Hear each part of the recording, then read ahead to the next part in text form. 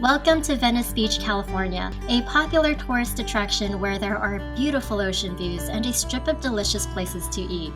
A girlfriend and I came here to get some sun and explore. We went on a day that wasn't too sunny, but not too gloomy either.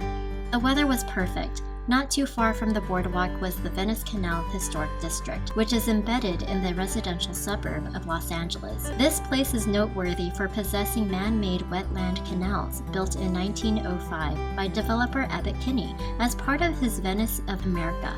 Be sure to visit this peaceful pathway and take pictures on the bridges that overlook the quiet neighborhood. I enjoyed looking at all the different types of homes, as each one was styled uniquely in its own right.